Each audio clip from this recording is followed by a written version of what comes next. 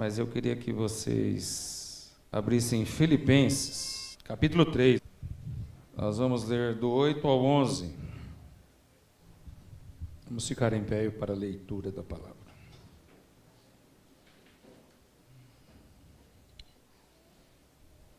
Sim, deveras considero tudo como perda, por causa da sublimidade do conhecimento de Cristo Jesus, meu Senhor, por amor do qual perdi todas as coisas e as considero como refúgio para ganhar a Cristo e ser achado nele, não tendo justiça própria que procede de lei, senão a que é mediante a fé em Cristo, a justiça que procede de Deus, baseada na fé, para o conhecer e o poder da sua ressurreição e a comunhão dos seus sofrimentos, conformando-me com ele na sua morte, para que de algum modo alcançar a ressurreição dos mortos. Amém. Que a tua graça esteja sobre nós, bom Deus, em o nome de Jesus. Amém. Pode se assentar.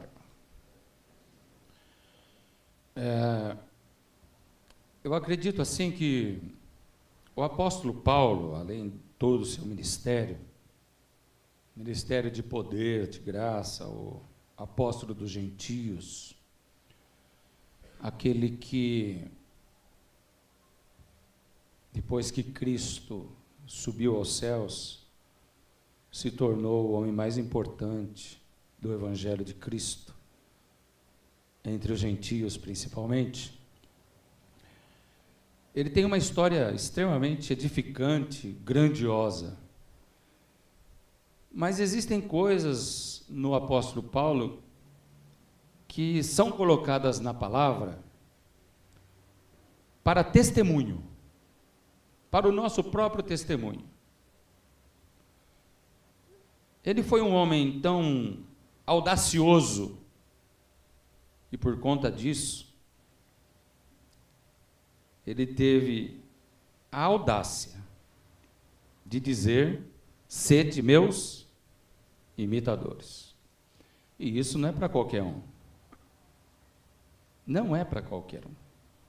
Você chegar para a sua igreja, ou chegar para o local onde você trabalha, para a sociedade que você vive e dizer: seja meu imitador, não é algo tão simples assim. Mas, em outro texto, ele diz: sede meus imitadores, como eu sou de Cristo. Então, há uma conexão muito grande de Paulo com Cristo. As pisadas de Paulo são as pisadas de Cristo. O caráter de Paulo é o caráter que ele ganha de Cristo. O coração de Paulo é o coração segundo Cristo. Se Davi, no Velho Testamento, tinha o coração segundo Deus, no Novo, no meu entender, Paulo tem o coração segundo Cristo. E por esse perfil de Paulo, ele serve como testemunho de vida. E nós podemos imitar Paulo, porque ele tem autoridade para isso, não é? Ele realmente é um apóstolo a ser imitado, a ser estudado. E nesse texto aqui, antes de falar sobre este poder da ressurreição, eu queria trazer dois aspectos que nós, como crentes, deveríamos imitá-lo. Primeiro, ele trabalhava sempre para ganhar a Cristo e ser achado em Cristo. Parece uma coisa simples, parece uma coisa assim não notável no texto, porque o texto é muito grande, ele é enriquecedor. Mas quando Paulo abre a boca e diz assim: o meu trabalho, tudo que eu faço, o que está em volta de mim, não é? Tudo em mim, eu faço para ganhar a Cristo. Quer dizer, eu vivo de uma maneira tal que Cristo se surpreenda comigo, que Cristo se alegre comigo, que Jesus sinta satisfação de me ter ao lado dele, e que o Pai Todo-Poderoso tenha alegria de me ver como filho, não como rebelde. Eu acho que ganhar a Cristo é extrair da boca de Deus o que Deus disse para Jó. Viste o meu servo Jó? Ganhar a Deus, ganhar a Cristo é Deus abrir a boca e dizer: viste o meu servo? E colocar diante dos céus as qualidades desses que estão na terra vivendo entre o pecado. Isso é grande demais, irmãos.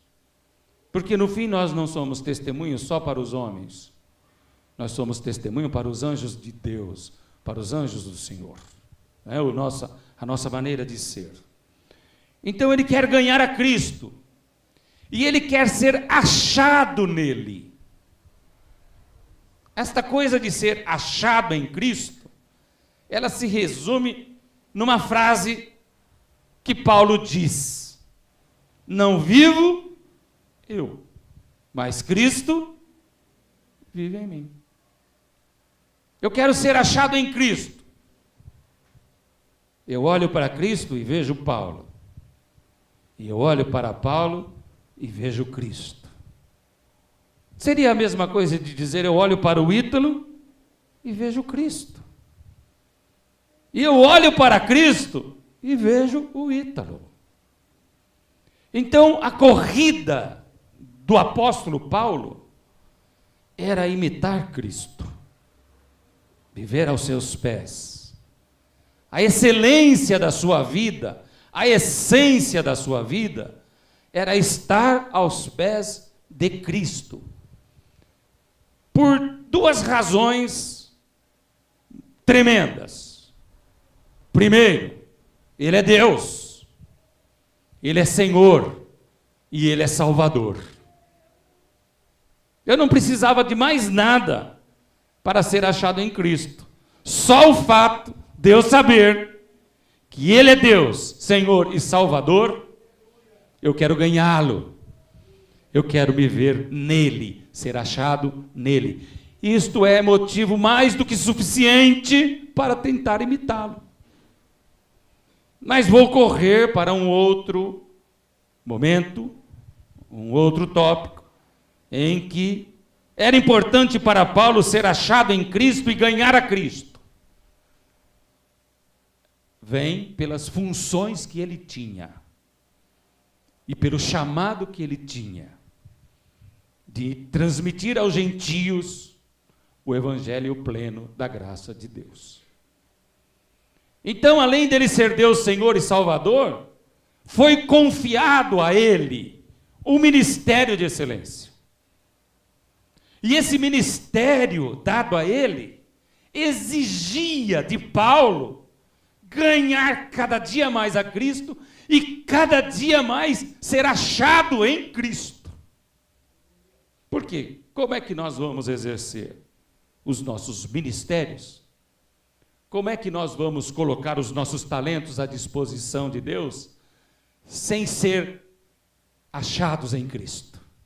E esse achado em Cristo é envolvimento total da vida. Tudo, absorção total do caráter de Cristo e do reino dos céus. Eu estou falando de ministérios, dos vários ministérios que nós temos como igreja do Senhor. Então, Paulo reconhece Cristo, Senhor, Deus e Salvador. Ele reconhece o seu ministério.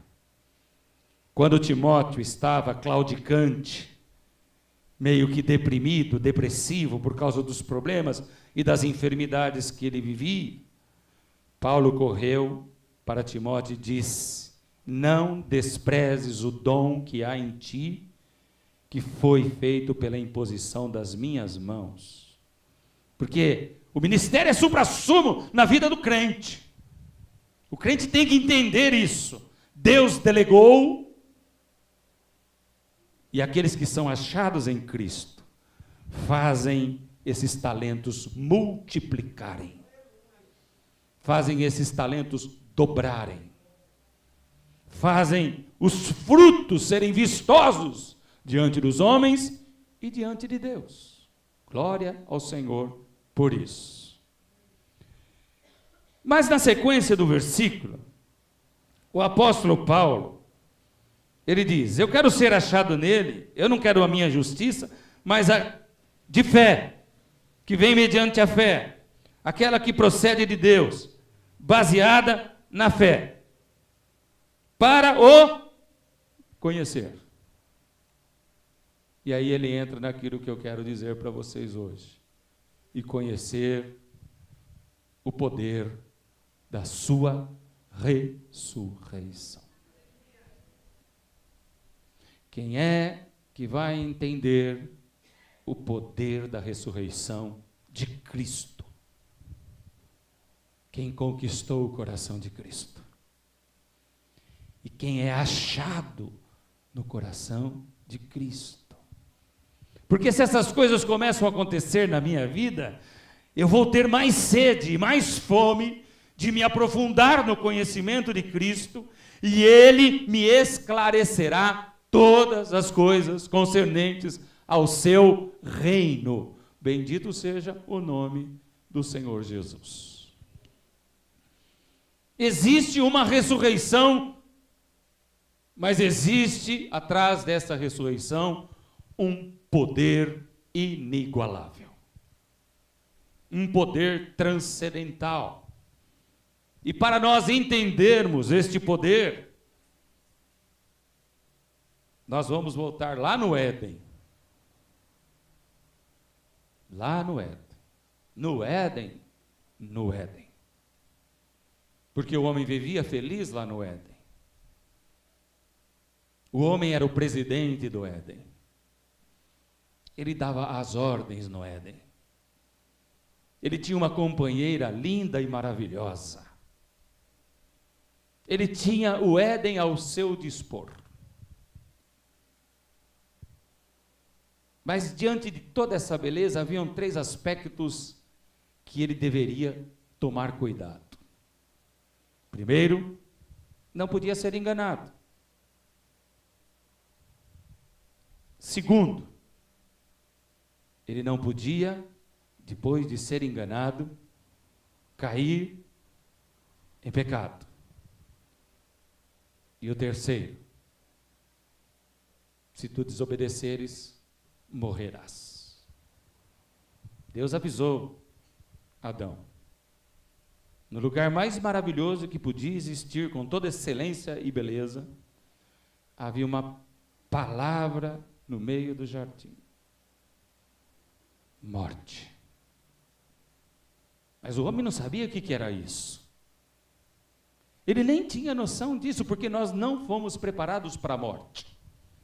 Deus não criou o homem para a morte. Deus criou o homem para a vida. Mas lá no jardim do Éden, antes que o homem pecasse, havia uma palavra para incomodar o coração de Adão. Morte. Se comeres do fruto, morrerás.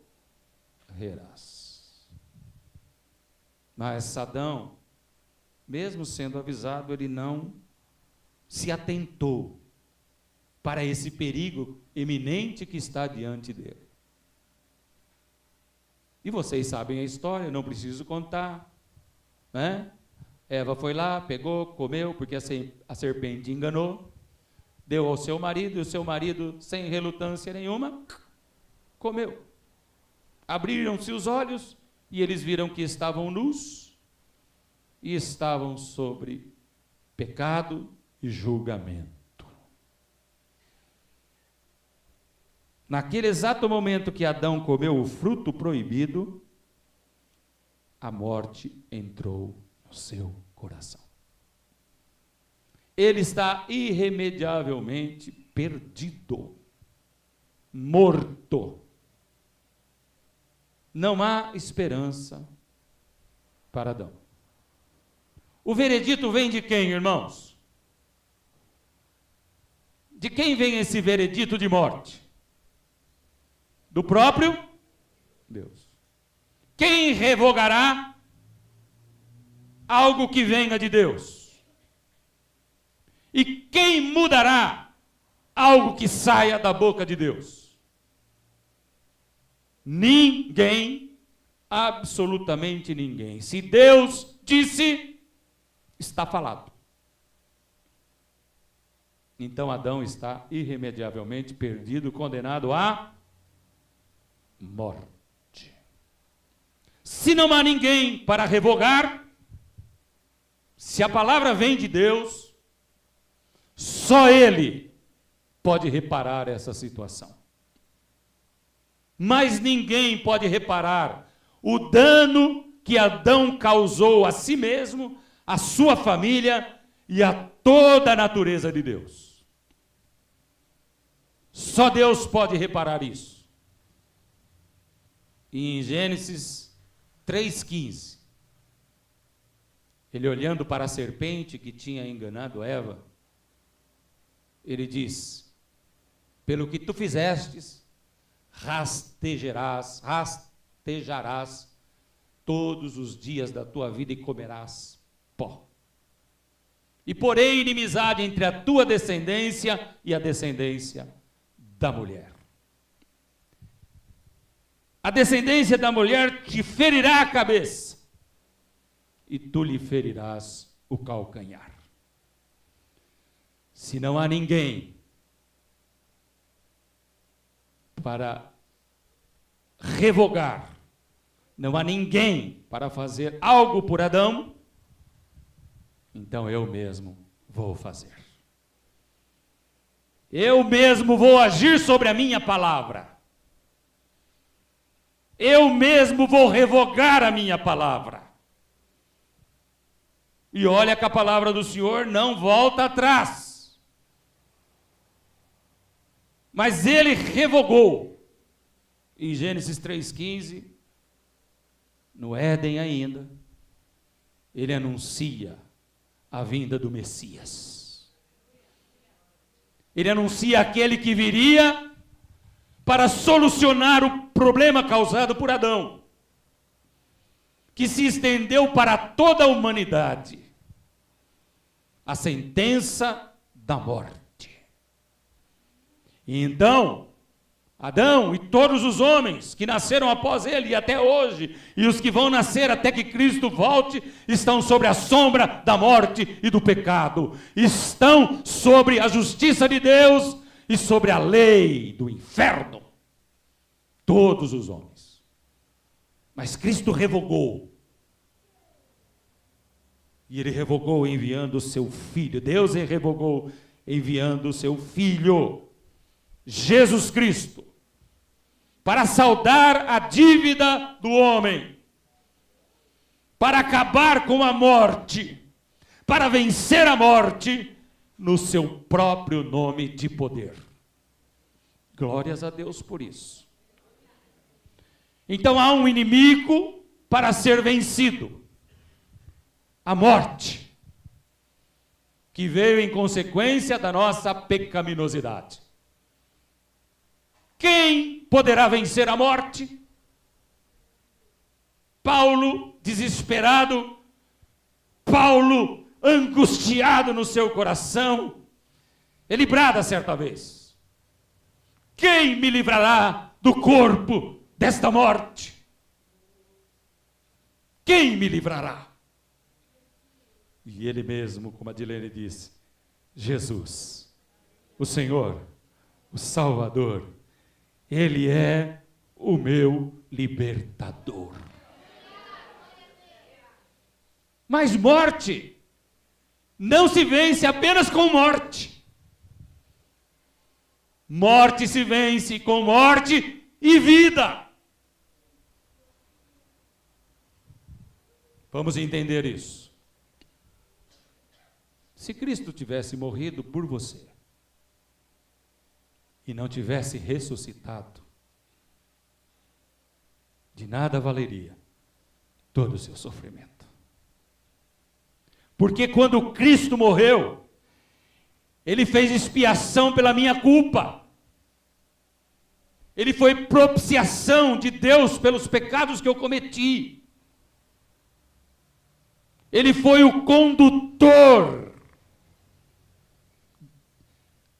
meu para com Deus.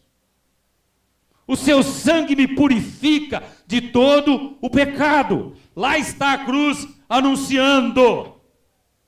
salvação para todos os homens.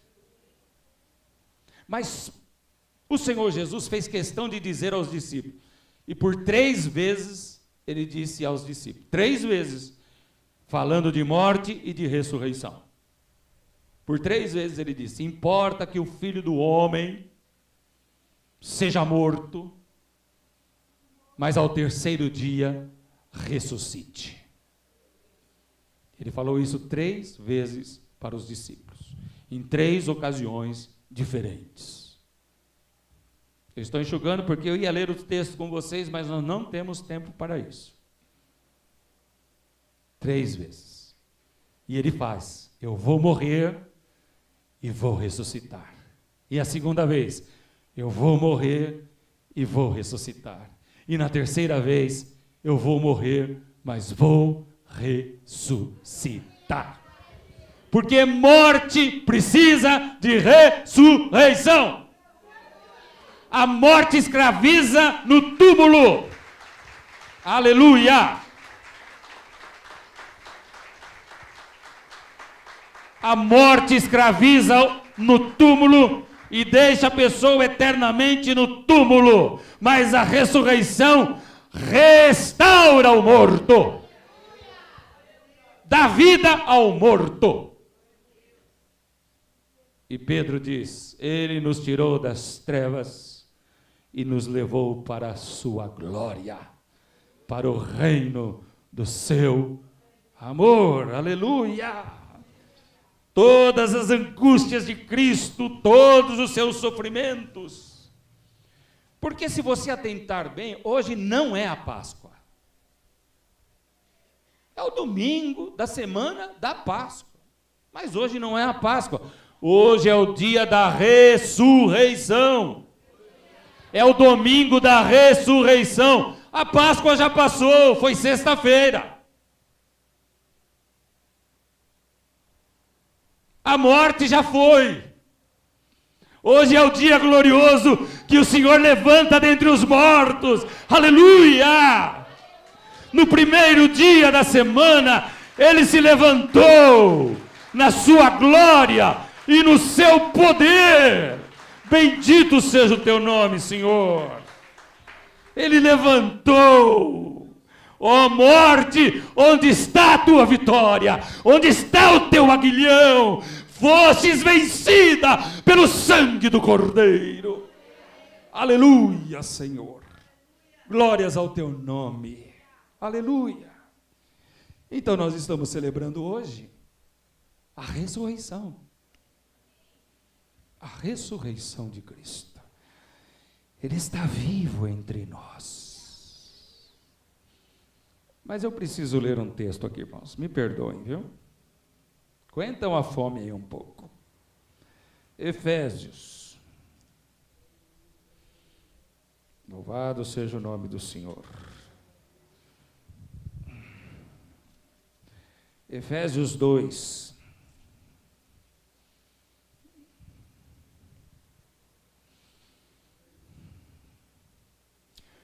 Do 4 ao 7.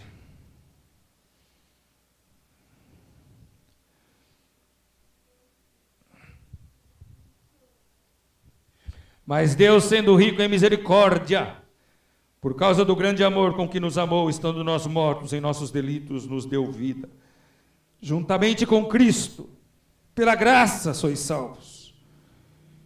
E juntamente com Ele nos ressuscitou e nos fez assentar nos lugares celestiais em Cristo Jesus, para mostrar nos séculos vindouros a suprema riqueza da sua graça, em bondade para conosco, em Cristo Jesus. Aleluia! Agora eu quero ler também aqui em Romanos, capítulo 8, no versículo 11, que diz assim: se habita em vós o Espírito daquele que ressuscitou a Jesus dentre os mortos, esse mesmo que ressuscitou a Cristo Jesus dentre os mortos, vivificará também o vosso corpo mortal, por meio do seu Espírito que habita em vós. Aleluia! Cristo morreu, Cristo ressuscitou. Na sua morte, os nossos pecados foram cancelados. E na sua ressurreição, ressuscitamos com Ele para o louvor da sua glória. Aleluia! Bendito seja o nome do Senhor. Agora eu quero que você abra em Atos 2.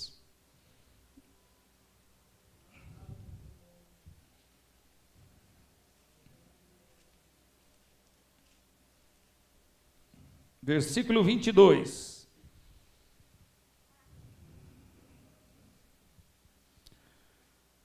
Varões israelitas, atendei a estas palavras. Jesus o Nazareno, varão aprovado por Deus diante de vós com milagres, prodígios e sinais, o qual o próprio Deus realizou por intermédio dele entre vós, como vós mesmos sabeis, sendo este entregue pelo determinado desígnio e presciência de Deus, vós os matastes e crucificando-o por mãos de iníquos, ao qual, porém, Deus ressuscitou, rompendo os grilhões da morte, porquanto não era possível fosse ele retido por ela.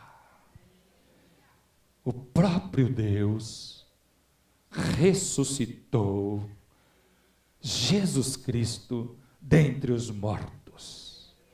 E quando ele ressuscitou, os grilhões da morte, as cadeias da morte, as correntes da morte foram rompidas, dilaceradas, destruídas, em o nome de Jesus. Voltemos ao começo. Quem poderá revogar o que Deus diz? Só Ele mesmo. Se o mal entrou pelo primeiro Adão, pelo segundo Adão, o bem se estabeleceu. Jesus, o segundo Adão, que veio para buscar e salvar tudo que estava perdido. Eu não sei se os calvinistas estão certos ou se os arminianos estão certos. Logo vocês vão saber por quê. A única coisa que eu sei é que Cristo morreu.